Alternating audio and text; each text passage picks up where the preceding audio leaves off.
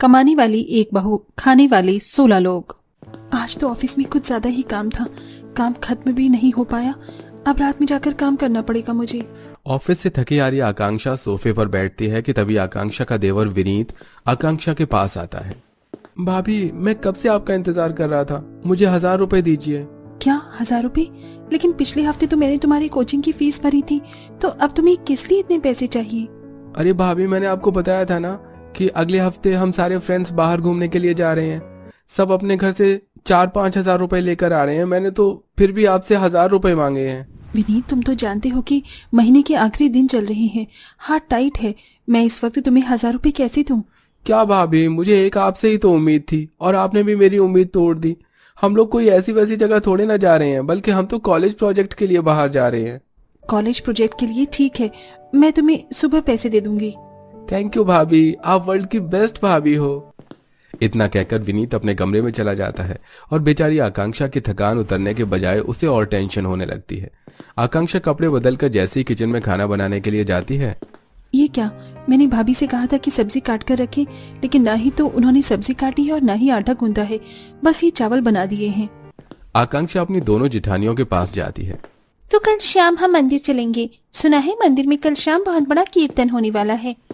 भाभी, मैंने आपसे कहा था ना कि आप सब्जी काट कर और आटा गूंद कर रख देना, लेकिन आपने ना ही सब्जी काटी और ना ही आटा गूंदा है।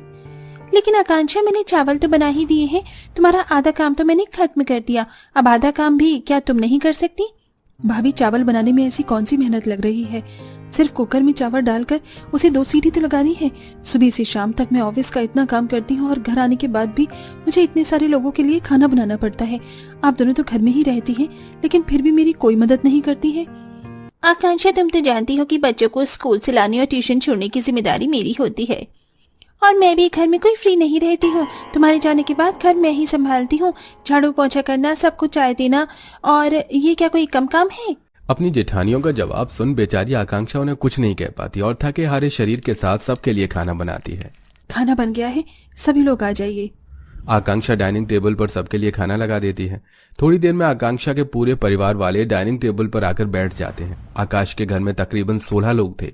16 लोगों का खाना बनाने में आकांक्षा को 2 से ढाई घंटे का समय लग जाता था। अरे भाभी, मुझे शाम से भूख लग रही थी और खाना आपने रात के 10 बजे बनाया है, अब तो मेरी भूख ही मिट गई है। और नहीं तो क्या, जब भूख लगी तब तो खाना मिलता नहीं है। मेरा तो खाना खाने का मन ही नहीं कर रहा। अरे तुम लोगों में शर्म नाम की चीज है या नहीं? बहू सुबह से लेकर शाम तक ऑफिस में कितना काम करती है, घर आने के बाद भी उसे आराम नहीं मिलता। 2 से 3 घंटे लगाकर वो हम सबके लिए खाना बनाती है। उसको शुक्रिया कहने के बजाय तुम लोग उसे ही ताने दे रहे हो। तुम लोगों ने जरा भी सोचा है कि हम खाने वाले 16 लोग हैं और कमाने वाली बेचारी एक बहू है, उस पर कितनी जिम्मेदारी है? अरे माँ जी, आप तो ऐसे कह रही हैं जैसे आकांक्षा ऑफिस में नहीं बल्कि फैक्ट्री जाती है और वहाँ जाकर बोरी ढोने का काम करती है। पूरा दिन तो एसी में बैठकर कंप्यूटर ही तो चलाती है, इसमें कौन सी इतनी मेहनत लगती है? अपने ससुराल वालों की ऐसी बातें सुनकर आकांक्षा को काफी ज्यादा बुरा लगता है। आकांक्षा बड़ी मुश्किल से अपने आंसुओं को रोक पाती है। सभी को खाना देकर आकांक्षा एक प्लेट में खाना निकालती है और सीधा अपने कमरे में चली जाती है और अपने पति आकाश को जाकर उसे अपने हाथों से खाना खिलाती है। बस आकांक्षा, मेरा पेट भर गया, अब तुम भी खा लो। ये क्या, आपने तो बस एक ही रोटी खाई है, एक रोटी और खा लीजिए। आकांक्षा, मैं जानता हूँ तुम्हारे लिए बिल्कुल खाना नहीं बचा, जो बचा था तुम उसे मेरे लिए ले आई। कभी कभी तो खुद पर बहुत गुस्सा आता है। ऐसी जिंदगी जीने से अच्छा है कि भगवान मुझे अपने पास ही बुला ले। आप ऐसा क्यों कहते हैं? मैं हूं ना, मैं सब संभाल रही हूँ, आपको इस तरह दुखी होने की कोई जरूरत नहीं है। लेकिन कब तक आकांक्षा? जब से तुम इस घर में आई हो तब से बस काम ही काम करे जा रही हो। घर में खाने को 16 लोग हैं, लेकिन इन लोगों में से एक भी काम नहीं करता। तुम काम भी करती हो और हम सबको खिला भी रही हो। शादी के 2 महीने बाद ही आकाश का एक्सीडेंट हो गया था, जिसमें आकाश अपने दोनों पैरों से अपाहिज हो जाता है। कहने को आकांक्षा के जेठ और 2 देवर भी थे, लेकिन जेठ हमेशा दारू के नशे में रहता था। वहीं दोनों छोटे देवर पढ़ाई लिखाई के नाम पर हमेशा अपने दोस्तों के साथ आवारागर्दी करते थे, जिसके चलते आकांक्षा पर उसके परिवार की 16 लोगों की खाने पीने की जिम्मेदारी थी। ये क्या, घर का राशन तो खत्म होने को आया है, आज भरवाना होगा। आकांक्षा घर के राशन की लिस्ट तैयार करती है और राशन लेने के लिए जाने लगती है कि तभी आकांक्षा की नंद शालू उसके पास आती है। भाभी, कल मेरी फ्रेंड का बर्थडे है तो मुझे उसे गिफ्ट के लिए 500 रुपए चाहिए। भाभी आप इतनी बड़ी कंपनी में काम करती हो और क्या आपके पास 500 रुपए नहीं है?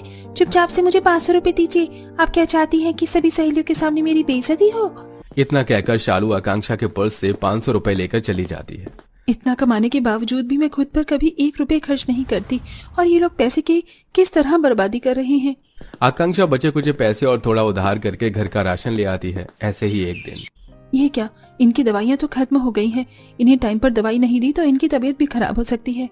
आकांक्षा अपनी अलमारी खोलती है और उसमें रखे हुए आखिरी 1000 रुपए निकाल कर अपने पति की दवाई लेने जाने लगती है कि तभी आकांक्षा को उसकी जेठ जिठानी के कमरे से लड़ाई झगड़े की आवाज आने लगती है। आकांक्षा जैसे ही अपनी जेठ जिठानी के कमरे में जाती है, अरे पैसे दे, मुझे दारू पीनी है। कहाँ से लाऊं पैसे? मैं कमाती हूँ क्या? अगर इतना ही दारू पीने का शौक है तो खुद क्यों नहीं कमा लेती? तेरी इतनी हिम्मत कि तू मुझे जुबान लड़ा रही है।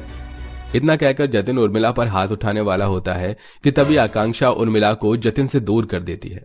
भैया पागल हो गए हैं क्या जो आप अपनी बीवी पर हाथ उठा रहे हैं? पैसे चाहिए, मुझे दारू पीनी है। मुझे पैसे लाकर दो वरना मैं सबको मार डालूंगा। जतिन इतना बोलता ही है कि तभी उसे आकांक्षा के हाथों में पैसे दिखाई देते हैं। जतिन उन पैसों को छीनकर वहां से जाने लगता है। भैया रुक जाइए, वो पैसे मेरे पति की दवाई के हैं। रुक जाइए भैया। आकांक्षा रहने दो, उस आदमी के सर पर भूत सवार है। पर पैसे छीने जाने की वजह से उर्मिला अपने पति के लिए दवाई नहीं ला पाती, जिससे आकाश की तबीयत धीरे धीरे खराब होने लगती है। वहीं सुबह से लेकर शाम तक ऑफिस में इतना सारा काम करना, वहीं घर आने के बाद भी देर रात तक सभी के लिए ढेर सारा खाना बनाना, किचन साफ करना, इन सब से आकांक्षा की तबीयत काफी ज्यादा खराब हो गई थी। आकांक्षा पहले से काफी ज्यादा कमजोर हो चुकी थी और उसके शरीर में भी अब दर्द होने लगा था। आकांक्षा बहू, क्या हुआ तुझे? तू ऐसे लंगड़ाते हुए क्यों चल रही है? माँ जी, कुछ दिनों से मेरे हाथ पैरों में बहुत दर्द हो रहा है, चलने की भी हिम्मत नहीं हो रही है। मुझे और तेरे ससुर जी को तेरे लिए बहुत दुख होता है। तुझे मैं बेटी बनाकर लाई थी और देख, तू नौकरानी बन गई। आकांक्षा की तबीयत अब इतनी ज्यादा खराब हो जाती है कि वो बिस्तर से उठ भी नहीं पाती, जिसके चलते नम्रता डॉक्टर को बुलाती है। इनके शरीर में खून की कमी है, जिसके चलते इनका शरीर काफी ज्यादा कमजोर है। इन्हें कुछ दिन सख्त आराम की जरूरत है। डॉक्टर की बात सुन अब नम्रता आकांक्षा को बिस्तर से बिल्कुल भी नहीं उठने देती, जिससे अब ना ही आकांक्षा कमा कर पाती है और न ही घर में किसी के लिए खाना बना पाती है। कुछ दिनों में जो घर आकांक्षा ने इतने समय से संभाल रखा था, अब वो धीरे धीरे बिखरने लगता है। अरे मुझे घर में खाना मिलेगा या नहीं? सुबह से शाम होने को आ गई है, एक रोटी नहीं खाई मैंने। मम्मी होमवर्क करवाओ ना। जब चाची होमवर्क करती थी तो मुझे टीचर हमेशा कुट देती थी। अरे भाभी काम पर कब जाएंगी? जब से भाभी काम पर नहीं जा रही तब से मुझे मेरे कॉलेज के आने जाने का खर्चा भी नहीं मिल रहा है। तुम लोगों ने कभी सोचा भी है कि वो अकेले कैसे घर के साथ साथ घर का काम भी देख रही थी? इतना पैसा कमाने के बावजूद भी आकांक्षा ने कभी अपने ऊपर 1 रुपये तक खर्च नहीं किया, और जब वो बीमार है और बिस्तर से उठ नहीं सकती तो तुम लोगों में इतनी भी हिम्मत नहीं कि तुम लोग मेहनत करके 2 वक्त की रोटी खा सको। अरे घर की बहू होकर उसने वो कर दिखाया जो घर के बेटे होकर तुम दोनों न कर सके। अरे लानत है ऐसी मर्दानगी पर। तुम लोगों की तो रोटी कमाने की भी औकात नहीं है।